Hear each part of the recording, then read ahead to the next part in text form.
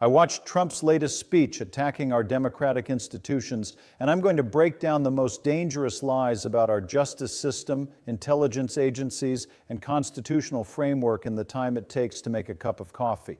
But first, why give this speech at all? What was the point of interrupting normal programming to attack the very foundations of American democracy? I suspect his team understands that Americans are beginning to recognize the systematic assault on our institutions for what it really is, a comprehensive strategy to place himself above the law while undermining every check and balance that protects democratic governance. The speech felt a bit like that scene from The Shining where Jack Nicholson types the same sentence over and over, "All work and no play makes Jack a dull boy," except Trump's version was, "All investigations are witch hunts, all prosecutors are corrupt, all judges are biased." Same obsessive repetition, same detachment from reality, same threatening undertone. So let me break down the 18 most dangerous lies about our institutions that Trump delivered in 18 minutes, because understanding these falsehoods is essential for protecting the constitutional framework that has governed this nation for over 2 centuries. Lie number 1. The Department of Justice is completely corrupt and weaponized. False. The DOJ operates under career prosecutors who follow evidence and law, not political directives. I've worked with DOJ professionals for decades through congressional oversight, and their commitment to legal standards rather than political considerations is precisely what Trump finds threatening about institutional independence. Lie number 2. I was investigated more than any president in history. Actually, Nixon faced comprehensive congressional investigation, impeachment proceedings, and criminal inquiry that led to his resignation. Andrew Johnson was impeached, Clinton was impeached, and faced independent counsel investigation. The difference is that Trump actually committed the crimes he was investigated for. Lie number 3. The FBI has been turned into a political weapon against conservatives.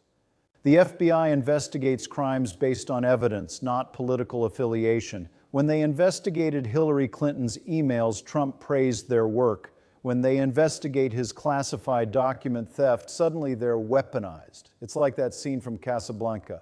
I'm shocked to find gambling going on here, except Trump is shocked to find law enforcement investigating his crimes.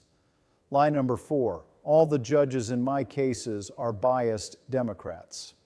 Many of the judges overseeing Trump's cases were appointed by Republican presidents, including judges he appointed himself. Federal judges undergo Senate confirmation and lifetime tenure specifically to insulate them from political pressure, which is precisely what Trump cannot tolerate.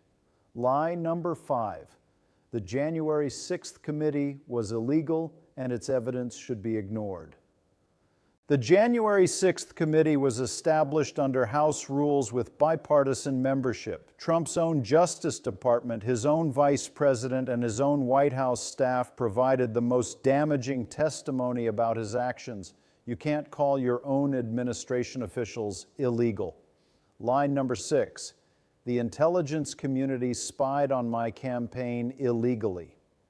The FBI investigated Russian interference in the 2016 election, which was real and documented. When they discovered contacts between Trump campaign officials and Russian operatives, they followed proper procedures for counterintelligence investigation. That's not spying, that's protecting national security. Lie number 7. The FISA courts were weaponized against me. FISA surveillance targeted Carter Page based on evidence of his contacts with Russian intelligence operatives. The courts operate under strict legal standards, and the investigation was initiated by legitimate counterintelligence concerns, not political motivation. Lie number 8. Impeachment was a hoax with no evidence. Both impeachments were based on extensive evidence, much of it provided by Trump's own administration officials. The Ukraine impeachment included testimony from career diplomats, National Security Council staff, and Pentagon officials. The January 6th impeachment was based on Trump's own public statements and actions. Lie number 9. No president has been treated as unfairly as me. Lincoln faced a civil war. Kennedy and Reagan faced assassination attempts. Nixon faced Watergate. The difference is that Trump faces consequences for his actions, which he considers uniquely unfair because he believes he should be above the law. Lie number 10, the special counsel investigations were completely corrupt.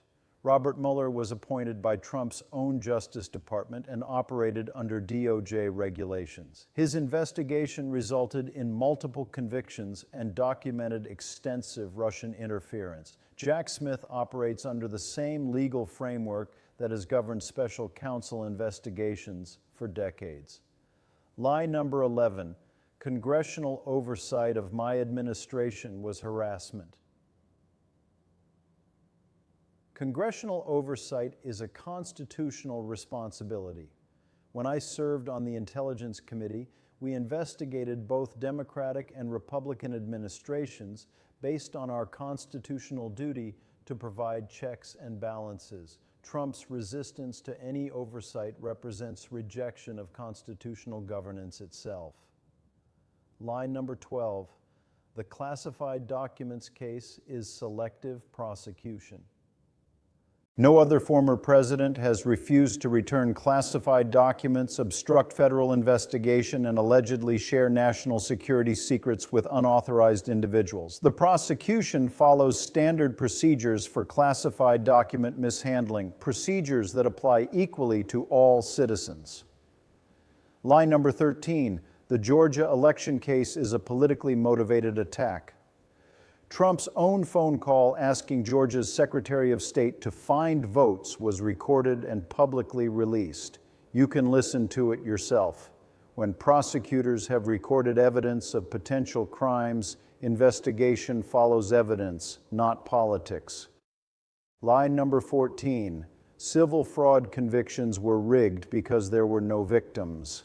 Civil fraud protects the integrity of financial systems that everyone depends on. When developers inflate asset values for loans and deflate them for taxes, it undermines banking and taxation systems that affect all citizens. The fraud was documented through extensive financial records. Lie number 15, the Supreme Court decision gave me complete immunity. The Supreme Court decision provided immunity for official acts, not personal criminal conduct.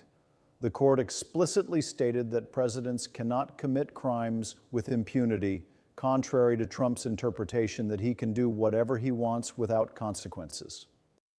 Lie number 16, all my legal troubles will disappear because they're politically motivated. Legal cases proceed based on evidence and law, not political timelines. Career prosecutors, federal judges, and grand juries make decisions based on facts and legal standards that exist independently of political considerations. Lie number 17, the justice system has lost all credibility because of these prosecutions. Actually, the justice system gains credibility by holding powerful individuals accountable under the same legal standards that apply to all citizens. Equal justice under law is what gives our system legitimacy, not special treatment for political figures. Lie number 18, I'm being persecuted like no politician in American history. You're being prosecuted like any other citizen who allegedly committed crimes. That's not persecution, that's equality before the law, which is supposed to be the foundation of American justice. Here's what Trump really means when he attacks our institutions. These institutions are stopping me from doing whatever I want. It reminds me of that scene from A Few Good Men where Jack Nicholson shouts, "You can't handle the truth," except Trump's version is, "You can't handle my crimes." The truth is that our institutions, the Department of Justice, the FBI, federal courts, congressional oversight, are doing exactly what they're supposed to do, ensuring that no one, not even former presidents, operates above the law. When Trump attacks these institutions, he's not defending democracy, he's attacking it. The pattern is clear. Every institution that holds Trump accountable becomes corrupt and weaponized. Every investigation that finds evidence of wrongdoing becomes a witch hunt. Every prosecutor who follows evidence becomes politically motivated. This isn't institutional criticism, it's institutional destruction designed to place one individual beyond the reach of democratic accountability. Americans need to understand that Trump's institutional attacks aren't about reforming government. They're about eliminating the constraints that democratic governance places on executive power. When he attacks the DOJ for investigating crimes, when he attacks the FBI for following evidence, when he attacks judges for applying law, he's attacking the very framework that prevents authoritarian rule. The stakes couldn't be higher. These institutions aren't perfect, but they're what stand between democratic governance and authoritarian control. Trump's systematic campaign to undermine institutional legitimacy is designed to prepare the ground for governing without institutional constraints, which isn't democracy, it's autocracy. So when you hear Trump attacking our institutions, remember, he's not attacking corruption, he's attacking accountability, he's not fighting for justice, he's fighting against it. And he's not defending democracy, he's dismantling it one institution at a time.